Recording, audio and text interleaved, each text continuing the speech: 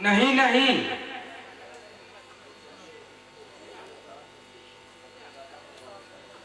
तो चलिए उठिए, हम अपने राजा को वापिस लेने चले।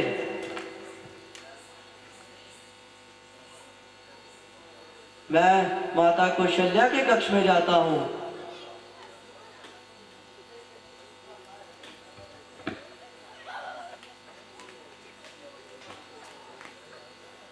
माँ, माँ,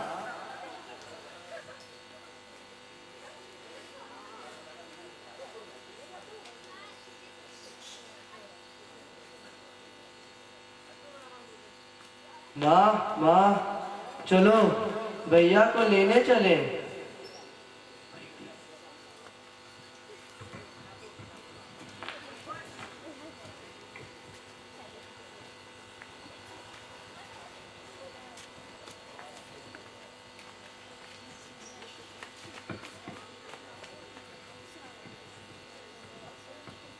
तुमने बड़े कठिन कार्य का विरोध उठाया है।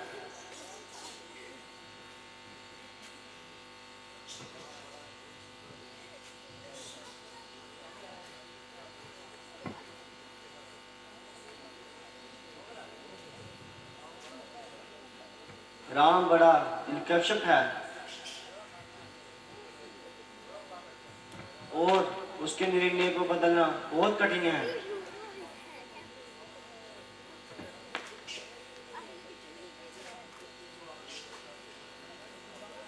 माता, इसलिए तो आपका मेरे साथ चलना जरूरी है। माँ, वो मुझे तो मना कर सकते हैं,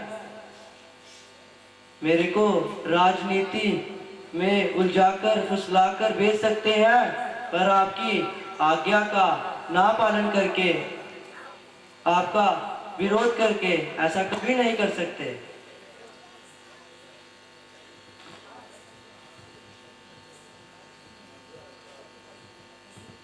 अच्छा अच्छा,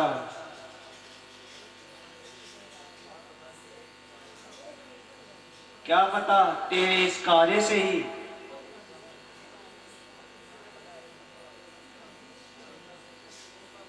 अयोध्या में फिर से खुशी की लहर फैल जाए और अयोध्या का भाग्य बदल जाए। अवश्य बदल जाएगा माँ, अवश्य बदल जाएगा। उनके राज्याभिषेक की सामग्री साथ ही लेके जा रहा हूँ।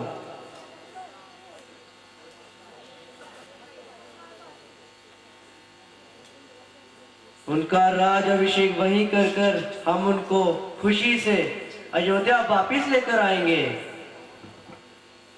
माँ, तुम चलने की तैयारी करो, बाकी सब मैं देख लूंगा।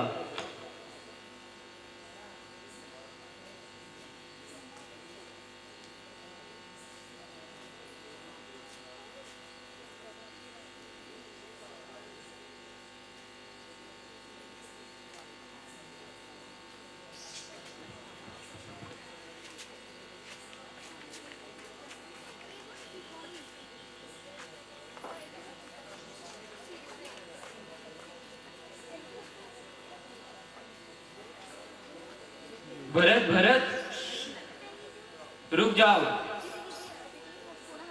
ऐसे मुंह मोड़कर मत जाओ। भरत सुनो पुत्र,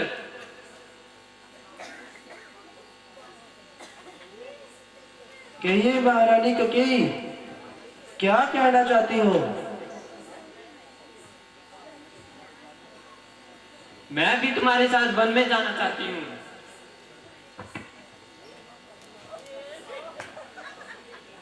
क्यों क्यों जाना चाहती हो? 14 साल का वनवास कम है जो तू उसे बढ़ाना चाहती है? भरत भरत, परशुराम की तरह तुम भी अपनी माँ का सर काट दो।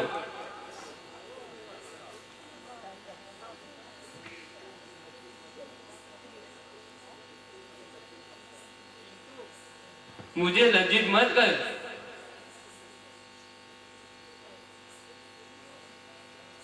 तो वन में तुम्हारा क्या काम है? सबसे बड़ी पापन मैं हूँ।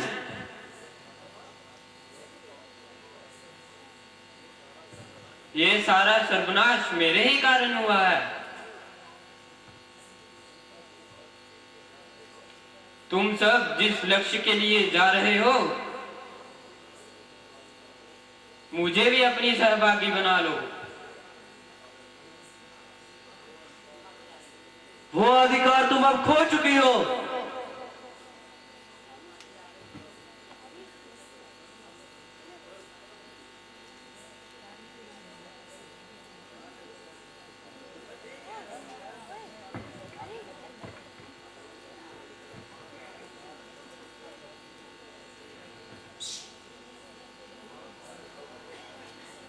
मां का अधिकार उससे कोई नहीं छीन सकता। भरत, ये मत भूल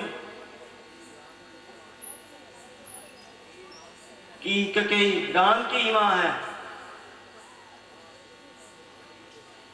मां अपने पुत्र को दंड भी दे सकती है और उस पर अपनी ममता का हाथ भी फेर सकती है।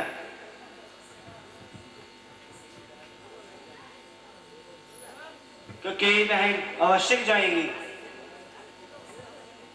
परंतु मां, ये मेरी आज्ञा है और मुझे लगता है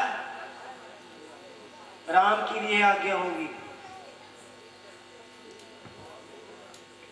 जो आज्ञा मां, जैसी आपकी इच्छा।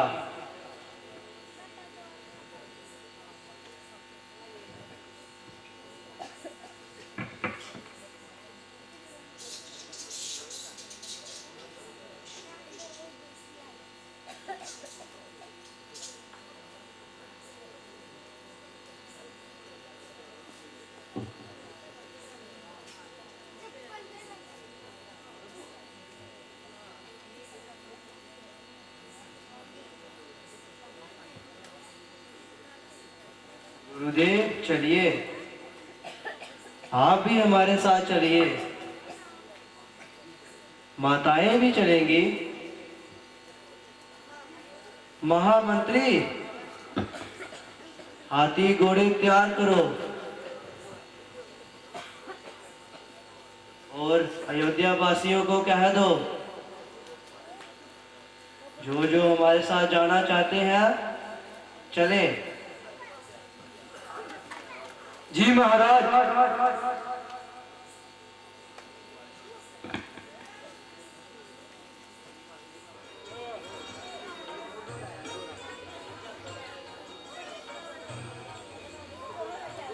महाराज, महाराज, क्या हुआ?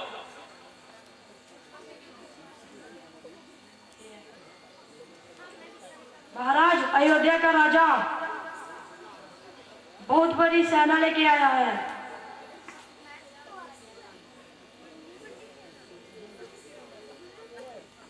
क्या कह रहे हो? अयोध्या का राजा भरत बहुत बड़ी सेना लेकर आया है? मूर्ख, सही से पता लगाओ।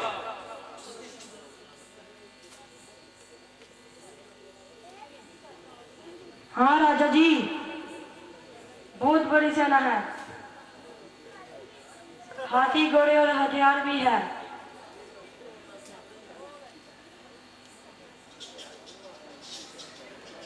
भरत वन में सेना लेकर कौन सा विचार लेकर आया है?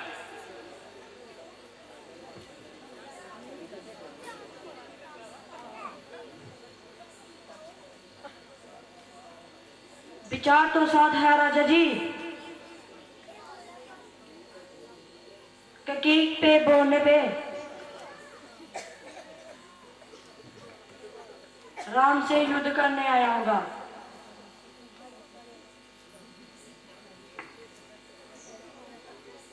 अरे, हमारे होते हुए प्रभु राम को कोई हाथ भी नहीं लगा सकता। चलो, हम अपनी सेना के साथ भरत की सेना पर आक्रमण करते हैं।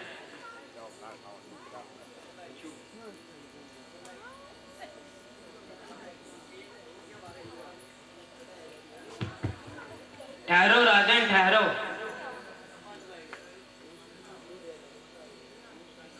जोश में ना आओ,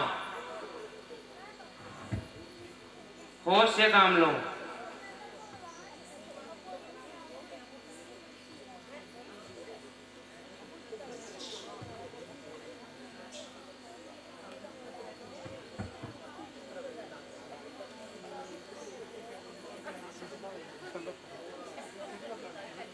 भरत राम पर आक्रमण नहीं कर सकता।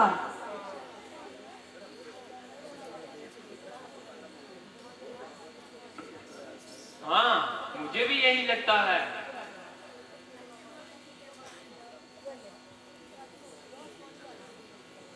मैं खुद ही उसे पूछ लेता हूँ।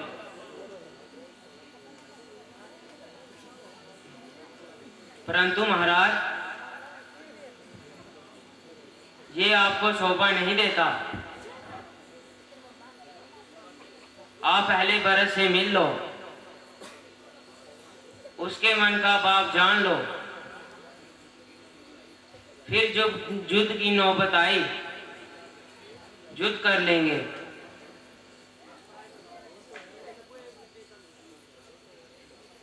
आपका विचार मुझे सही लगा।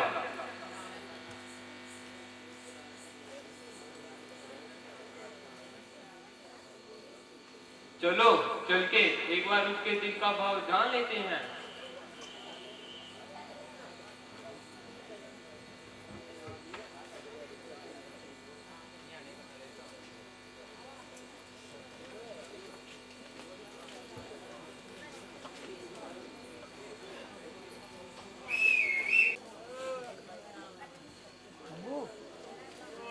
कुमार, ये राज्य बहुत खूबसूरत है। यहाँ के राजा प्रसाद वो हैं, वो राम के परम भक्त हैं और राम उन्हें अपना परम मित्र मानते हैं।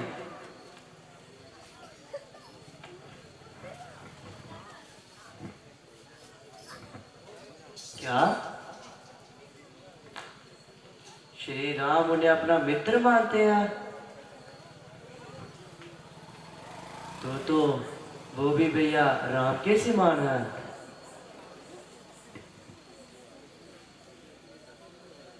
सुमित जी, मुझे उनके दर्शन करवा दीजिए।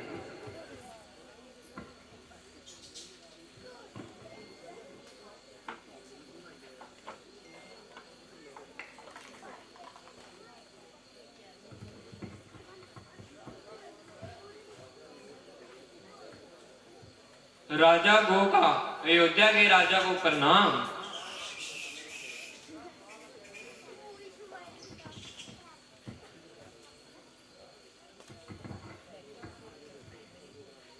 लो, वो देखो, वो तो स्वयं ही आ गए।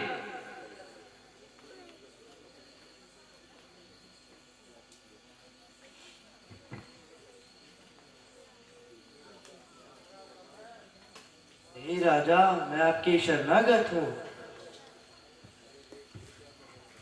अरे रे, ये क्या कर रहे हो राजन?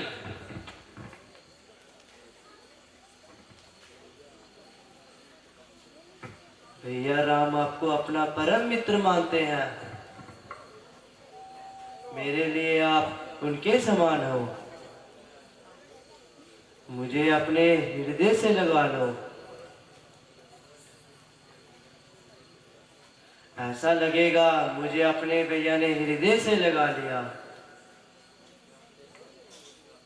क्या?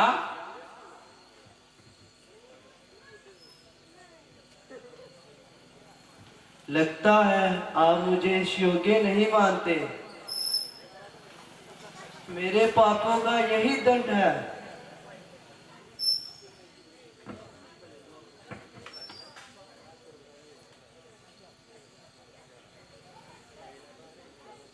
नहीं भरत भैया, नहीं।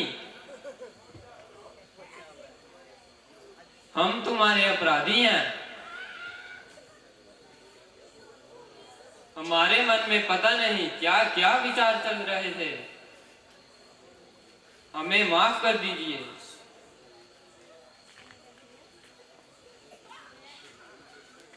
हमने प्रभु राम के भाई के लिए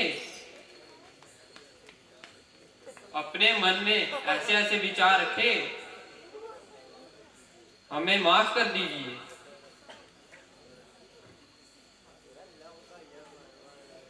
शत्रुघ्न, इनके पैर छू लो।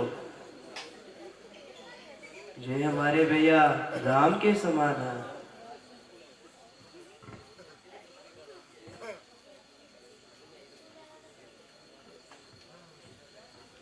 प्रभु राम हमेशा कहते थे हमारा भरत बहुत महान है। क्या भैया मुझे याद करते थे? हाँ, बहुत बहुत याद करते थे। हे राजन,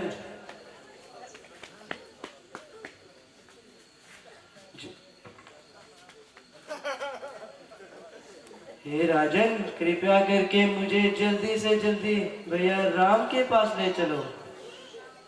जल्दी करो राजन, जल्दी करो।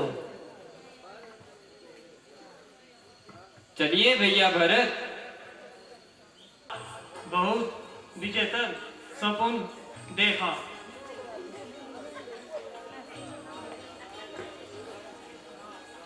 क्या सपना देखा तुमने? मैंने देखा कि भरत जी समाज से ही आ चुके थे और सब बहुत दुखी लग रहे थे।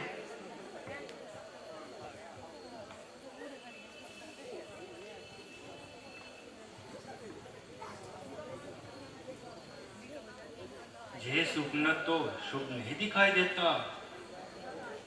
मुझे तो भरत की चिंता हो रही है। भैया, मैं वन से लकड़ी लेकर आता हूँ। लक्ष्मण, जल्दी वापस आना। आज तुम्हारी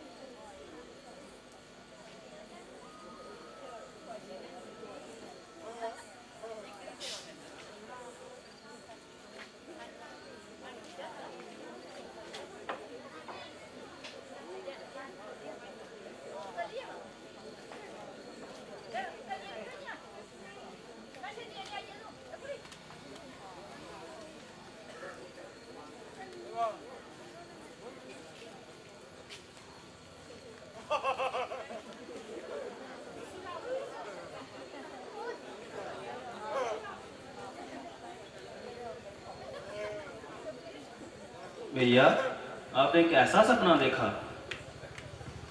लक्ष्मण, आपकी भाभी ने देखा कि भरत दुखी है।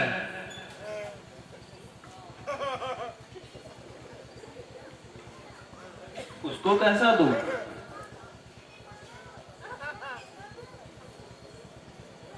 उसको तो अभी तक राज्य अभिषेक हो गया होगा। वो तो अभी आनंद कर रहा होगा राजा बनकर।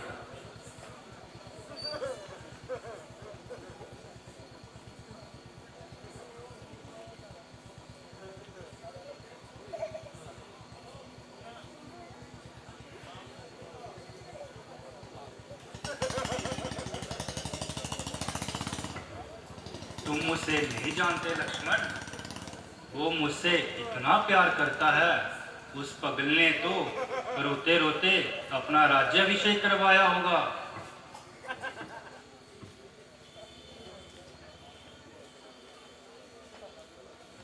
भैया, आप सबको अपने जैसा सीधा साधा और सरल समझते हो।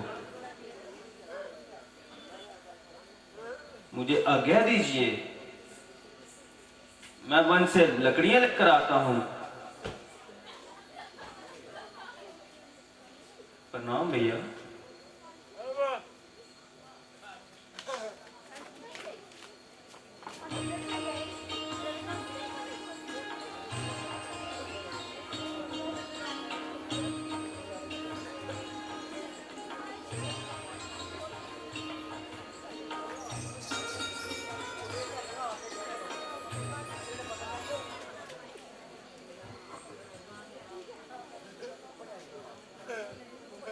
सीते, ये लक्ष्मण तो भरत से बचपन से ही लड़ता आया है।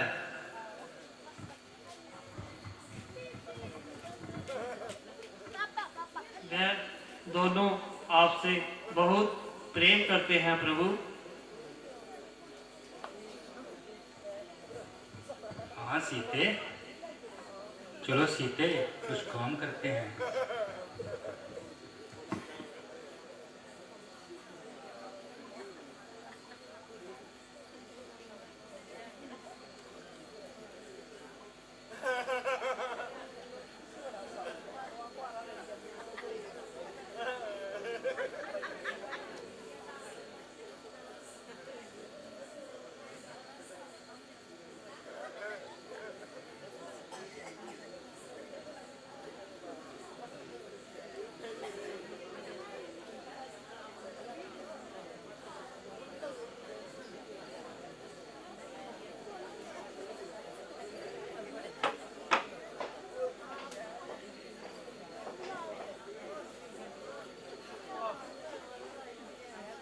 आ गया भैया, वो आ गया। कौन आ गया लक्ष्मण, कौन आ गया? इन फूलों को छोड़िए भैया, शस्त्र उठाने का समय आ गया। अच्छा हुआ वो खुद आ गया। आज मैं उसे जीवित नहीं छोड़ूंगा। क्या बात है लक्ष्मण, कौन आ गया है? आपका चहीता भरत। क्या भरत आया है? कहाँ है वो?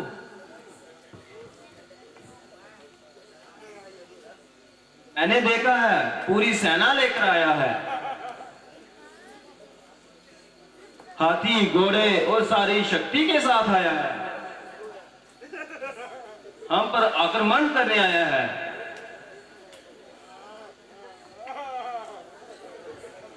लक्ष्मण आक्रमण, परंतु क्यों और किस पर? आप पर भैया, और किस पर?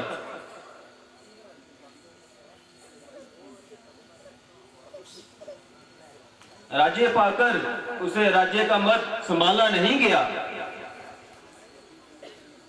किसी ने बुद्धि दी होगी कि ये राज्य तो राम का है, तुमसे ये छीन लिया जाएगा।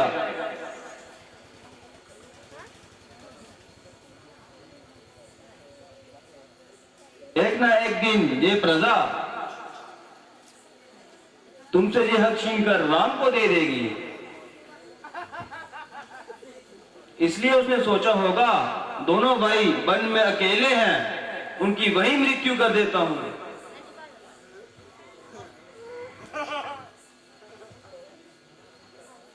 नहीं लक्ष्मण नहीं, भरत की बुद्धि इतनी कुटिल नहीं हो सकती।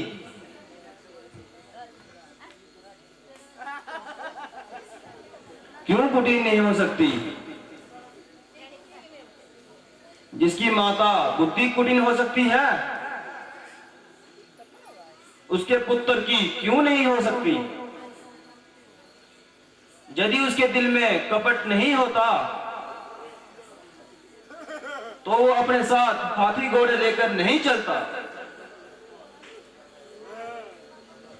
वो आपको अकेला समझकर आपकी हत्या करने को आ रहा है। नहीं लक्ष्मण नहीं,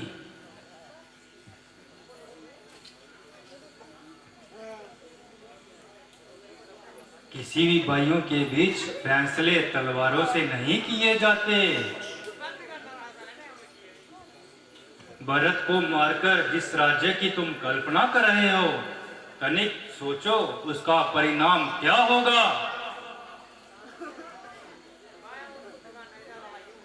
यदि अपने भाई ही ना रहे तो उस राज्य का क्या काम।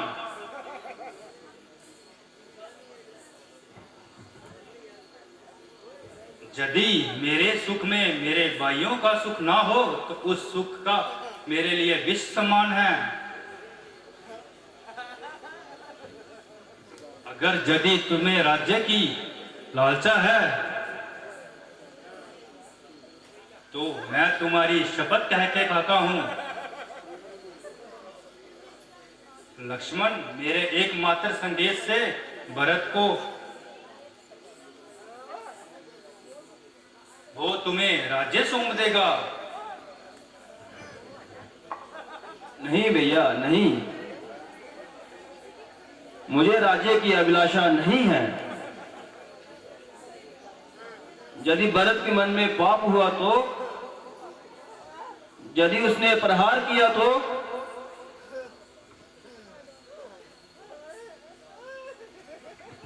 उसे प्रहार करने दो। वो हमारा राजा है, हम अपने राजा पर शस्त्र नहीं उठाएंगे।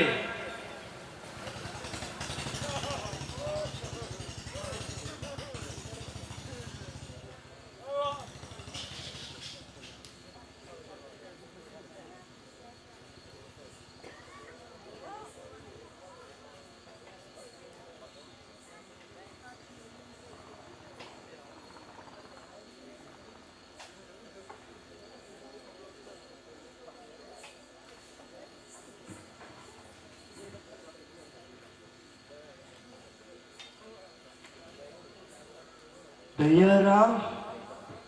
भरत, ओ मेरे प्यारे भरत, भरत।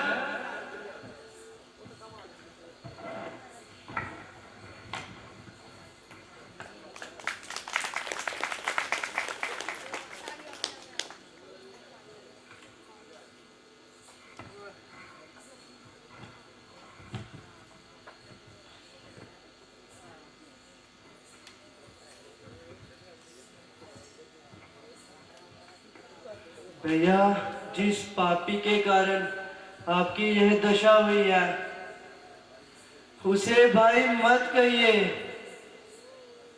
मैं इसका अधिकार खो चुका हूं। भैया मुझे माफ कर दीजिए।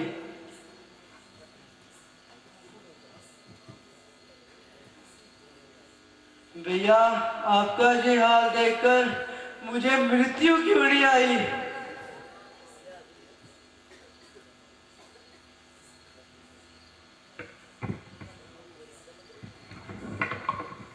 प्रणाम भैया प्रणाम।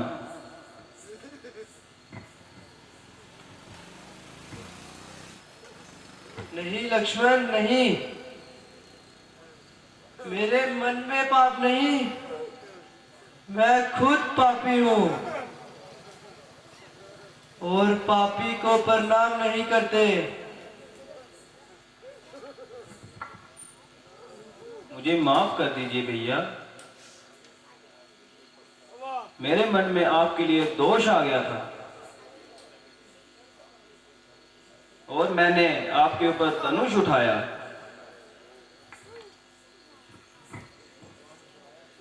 तो वो बाण चलाया क्यों नहीं पगले? कम से कम मुझे इस पाप से मुक्ति तो मिलती।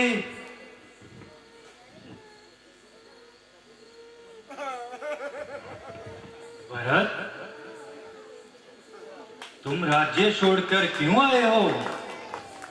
सब ठीक तो है? पिताजी माताजी ठीक हैं?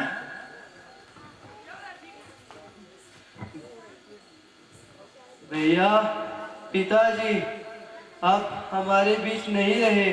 क्या भरत? फिर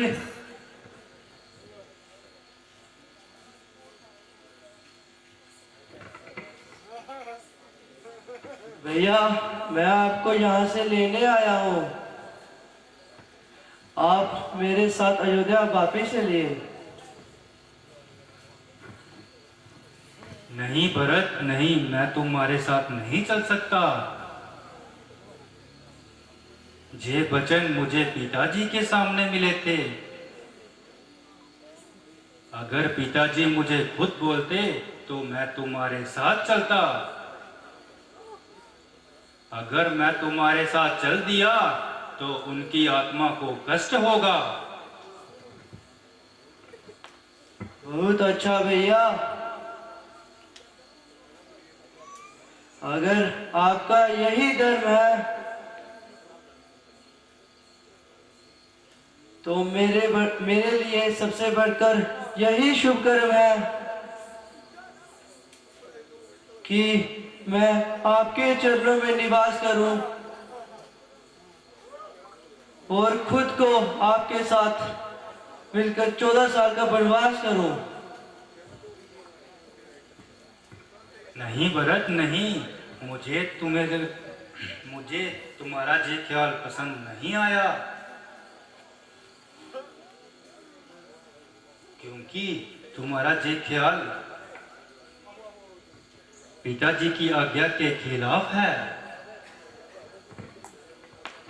ठीक है भैया, जो हुक्म ता कौशल्या जो कह देगी वो हमें मंजूर होगा और वही इंसाफ होगा।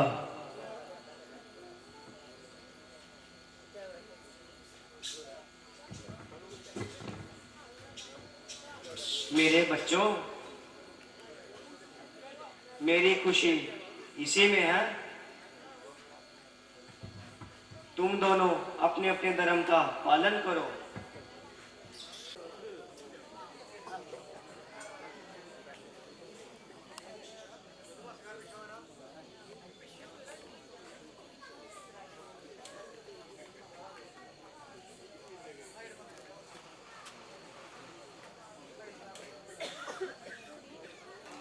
भैया, आप तो मेरे साथ नहीं चले, परंतु मुझे कोई निशानी ही दे दीजिए जिससे मैं 14 बरस काट सकूं।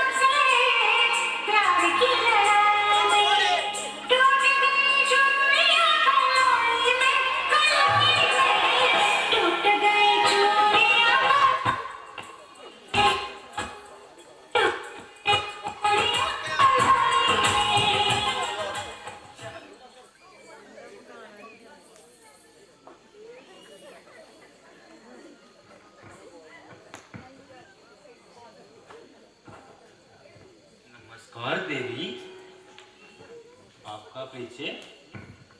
परिचय की क्या आवश्यकता है? तुम संसार के सबसे सुंदर पुरुष और मैं त्रिलोक सुंदरी।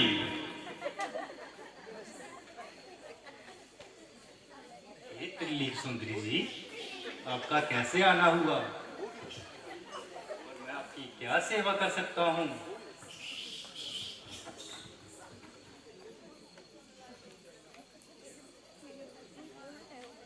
मैंने त्रिलोक छान मारे, परंतु तुम जैसा तेजस्वी पुरुष आज ही देख रही हूं। मैं तो तुम्हें देखकर ही तुम पर फिदा हो गई।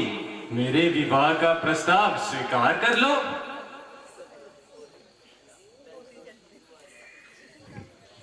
वैसे तो मैं राक्षस कुल की राजकुमारी शूर्पणखा हूं। राजकुमारी शूर्पणखा? हाँ, लंकेश्वर रावण का नाम तो तुमने सुना ही होगा। वे मेरे बड़े भाई हैं। महाबली कुंभकर्ण और विभीषण भी मेरे भाई हैं। और इस समस्त इलाके पर जिनका राज है वो खर और दूषण भी मेरे भाई हैं।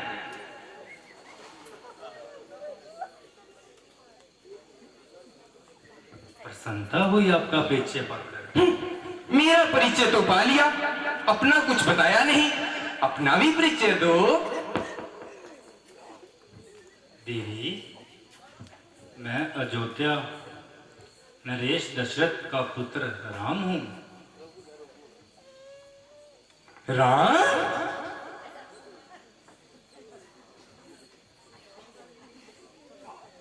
राम से किस काम की आशा लेकर आप इस कुटिया में आए हो? काम तो कुछ नहीं, पर तुम्हें पहली बार ही देखकर मेरा मन तुम पर आकर्षित हो गया। इस आकर्षण का कुछ तो सहायता करो। मैं तुम्हें विवाह का प्रस्ताव देती हूँ। मेरे विवाह का प्रस्ताव स्वीकार कर लो राम, और खुद को मेरा पति और मुझको तुम्हारी पत्नी के रूप में स्वीकार कर लो। हे असुर बाला, क्या तुम मेरी परीक्षा लेने आई हो? नहीं नहीं नहीं नहीं, परीक्षा कैसी? मैं तो तुम्हारी पत्नी बनने आई हूं और अपना आत्मसमर्पण करने आई हूं।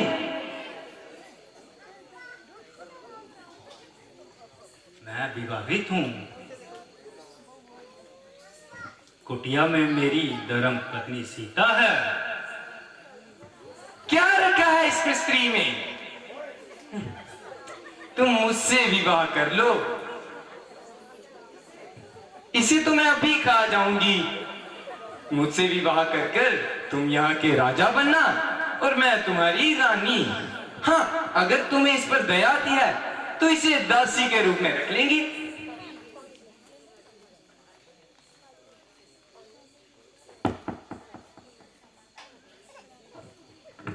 परंतु मैं तो एक पत्नी बरत चुका हूं।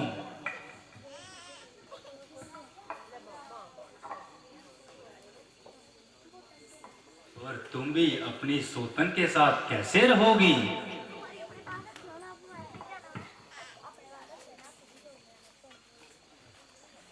अरे, ये तुम्हारे ही जैसा तेजस्वी पुरुष कौन है? ये मेरा छोटा भाई लक्ष्मण है। छोटा भाई? अच्छा, ये तो बताओ अकेला है? हाँ, वन में तो अकेला ही है। तो मैं इसके प्रमुख विवाह का संदेश रखती हूँ। हाँ जरूर, अगर मानता है तो मनवा लो।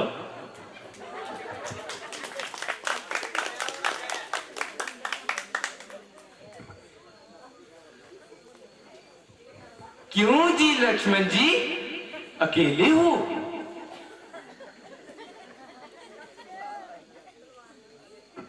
कहिए, आपको क्या कष्ट है? नहीं नहीं नहीं, कष्ट तो कुछ नहीं है। मैं तो आपके लिए सुख का संदेश लेकर आई हूं।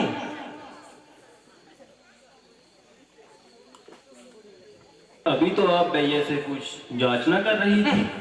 उस कम वक्त ने तो मेरी बात का मोल ही नहीं जाना। कहता है मेरी स्त्री साथ है, परंतु तुम मुझसे विवाह करोगे?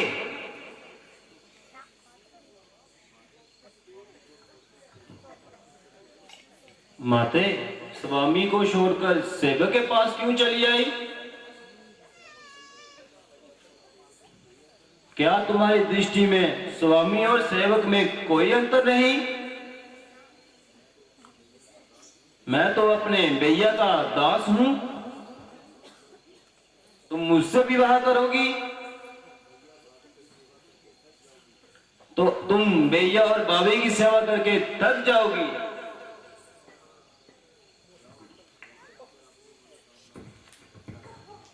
जाओ वहां जाकर अपनी मनोकामना जांचना करो। नहीं है, याचना करनी नहीं आई। तुम दोनों पुरुषों ने मेरा विवाह स्वीकार नहीं किया, केवल इस स्त्री के कारण। इसे तो मैं अभी खा जाऊंगी।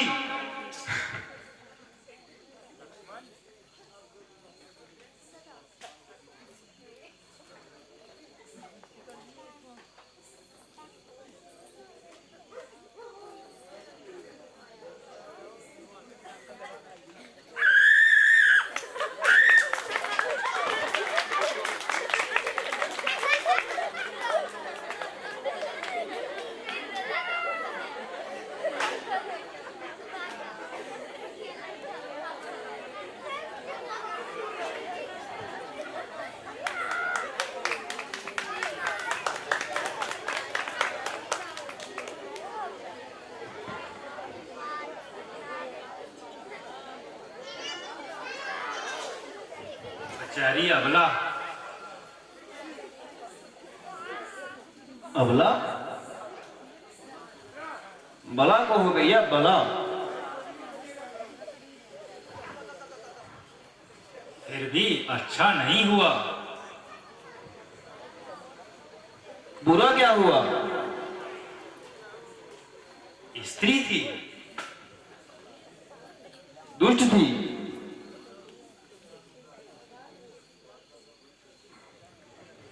महर्षि विश्वामित्र ने भी ताड़का का वध करते हुए यही आदेश दिया था। हमने तो फिर भी नाक काटी है।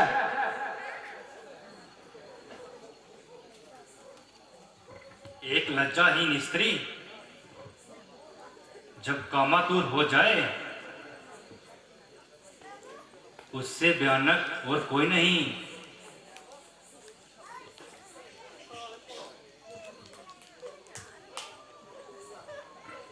पागल होकर वो अपना और दुश्मनों का सर्वनाश कर देती है।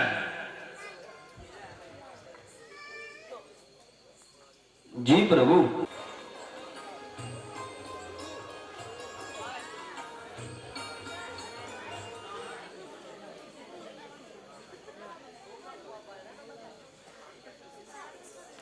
लक्ष्मण, लगता है खड़गोशला अपनी सेना लेकर आ रहा है। मैं उन्हें रास्ते में रोकता हूं, तुम यहीं ठहरो।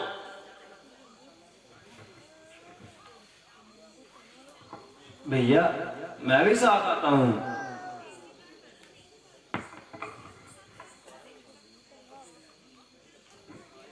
नहीं लक्ष्मण नहीं, अगर हम दोनों चले गए, वो राक्षनी सीता को अकेला पाकर आक्रमण कर देगी। तुम यहीं रहकर सीता की रक्षा करो, मैं अकेला उनसे निपट लूंगा। मेरी चिंता मत करो।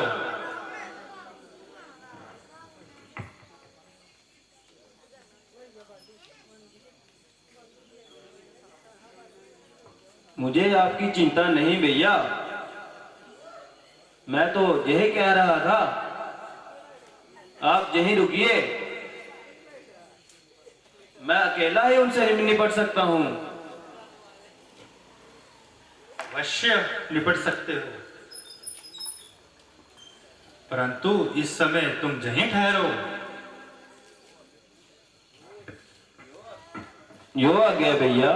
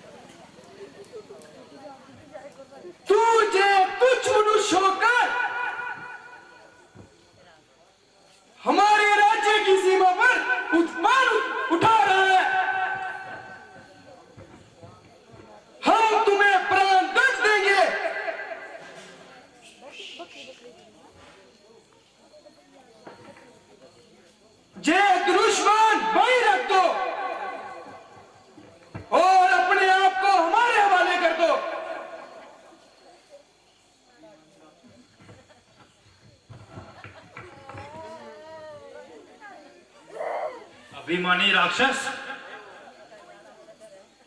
यह धनुष्वान हमने ऋषियों की आज्ञा से उठाया है। अब ये बाण तुम्हारा और तुम्हारी सेना का सर्वनाश करेंगे।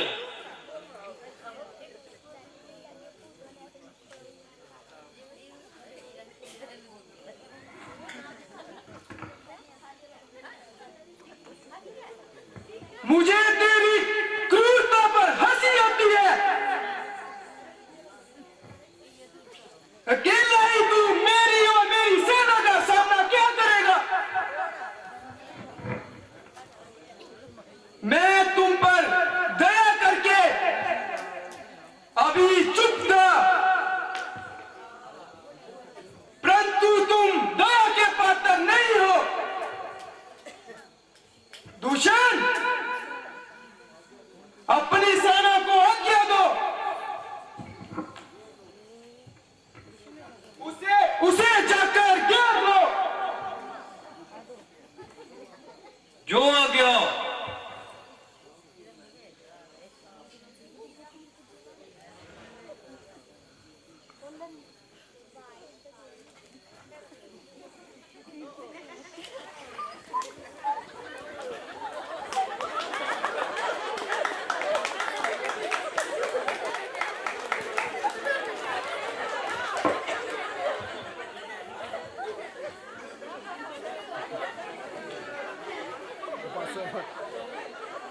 अरे मूर्खो, ये क्या कर रहे हो? आपस में ही क्यों लड़ रहे हो?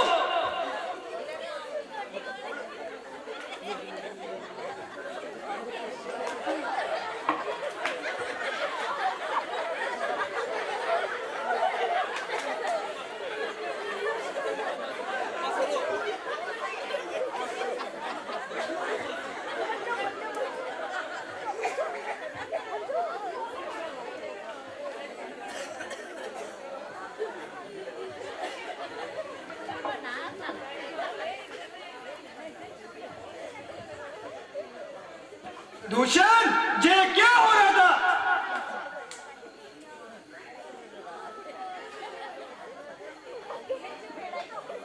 भैया, हमारे योद्धा पागल हो गए हैं, आपस में ही लड़ मर गए हैं।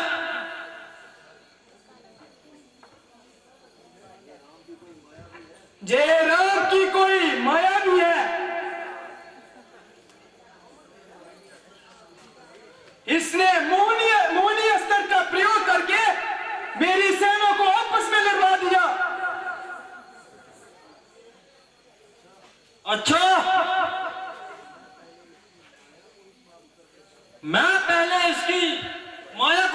समाप्त कर देता हूं।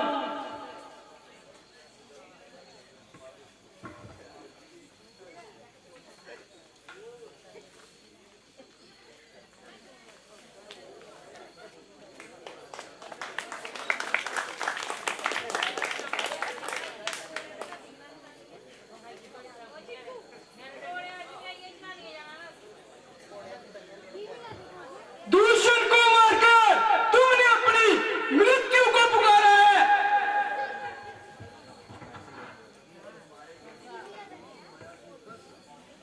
कहीं से जाकर हमारी जैसी थोड़ी सी मायावी सीखकर तुम अपने आप में बहुत बलवान बन रहे हो। ठहर जा, मैं तुम्हें वजह सिखाता हूं।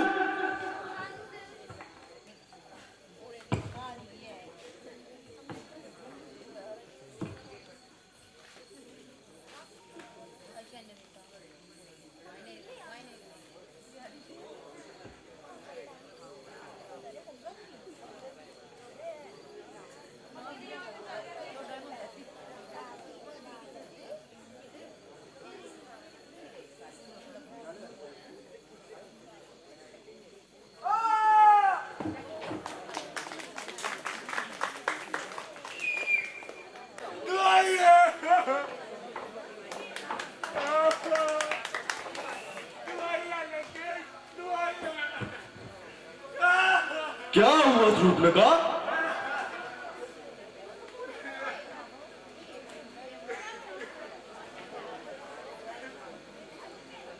जी कैसी गति बना रखी है? और तुम्हारी नाक पे ये गाँव कैसा? आओ नहीं भैया, नाक काटी गई है। प्रहार किया गया है पोपी तलवार से। क्या तलवार से प्रहार? हाँ भैया हाँ, ये स्वरूपनखा की नाक नहीं बल्कि लंकेश रावण की नाक काटी गई है। दुश्मन ने आपकी स्वरूपनखा पर आक्रमण कर दिया।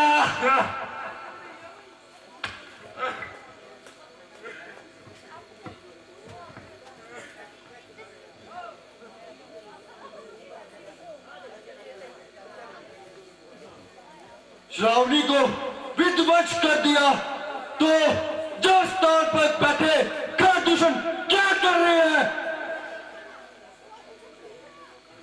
वो दोनों तो काके मारे गए। क्या क्या क्या कैसे हुआ? किसने किया? एक मानव ने। एक मानव? असंभव। खरदूषण जल शक्ति और प्रसाद में हमसे कम नहीं। एक मानव ने उन्हें मार दिया जो हम कभी भी विश्वास नहीं करते।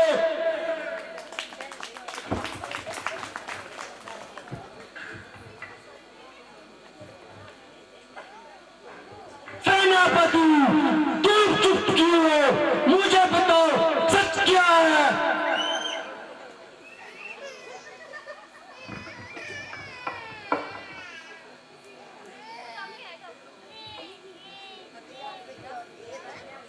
वो कोई मामूली बालक नहीं है महाराज।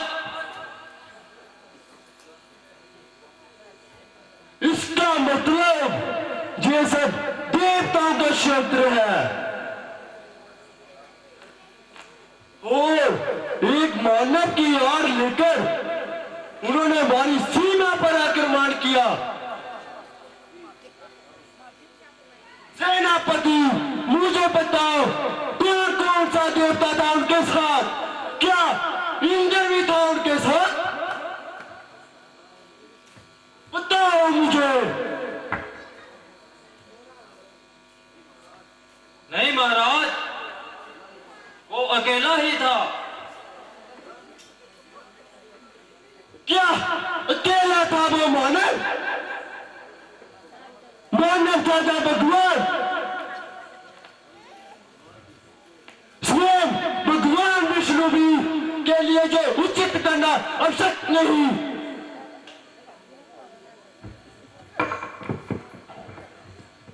भैया वो 2 भाई हैं और उनके साथ एक स्त्री भी है। वो 2 भाई तो ऐसे कि एक बार देख लो तो नजर ही नहीं हटती, और उनके साथ जो स्त्री है उसका तो क्या कहना। ने सोचा वो स्त्री तो लंकेश रावण के महल में होनी चाहिए। मैं जब उसे उठाने गई तो उन्होंने ये कर दिया भैया। सूर्पनखा, तुम इस समय मुझे उनकी और उनकी स्त्री के रूप की मोहिनी की बातें मत सुनाओ।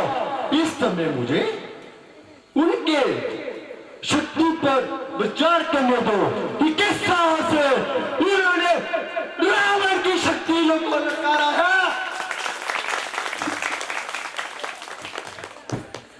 आप अभी भी उनकी शक्तियों का विचार कर रहे हैं, शर्म आनी चाहिए आपको। बस करो सूर्पनखा, बस करो।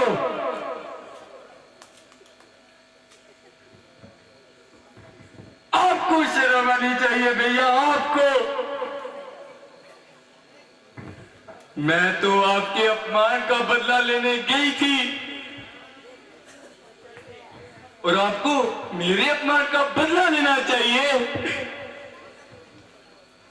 बस करो सूर्पनखा, मुझे ज्ञात है अपने भाइयों वो तुम्हारी मृत्यु का बदला अवश्य लूंगा। मुझे पता है कि मेरी बहन का ना करी हुई है।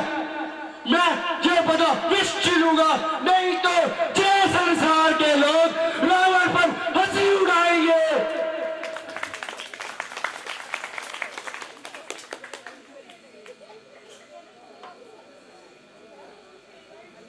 क्या उन्हें रावण की शक्ति पर बिल्कुल भी ज्ञात नहीं कि कैसे उन्होंने रावण की सीमा पर आक्रमण किया। जो रावण काल का भी काल है, अग्नि को भी पसंद कर सकता है, मृत्यु भी उसके सामने आने से डरती है। उन्होंने रावण की सीमा पर आक्रमण किया, कैसे किया? सेनापति, मुझे बताओ कौन थे वो मानव जिन्होंने रावण की शक्ति को न पहचाना और सीमा पर आक्रमण किया? सेनापति, जल्दी आगे आओ और मुझे बताओ कौन थे वो।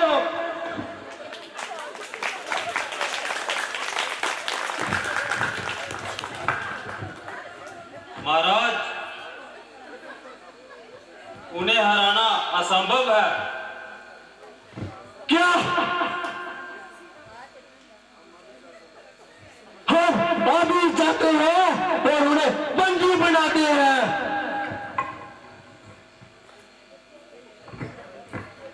नहीं महाराज, बंदी बनाना असंभव है। उन्हें छल से हराएंगे और उनकी स्त्री को छल से उठा लेंगे। फिर वह उसे ढूंढते ढूंढते यूं ही मर जाएंगे।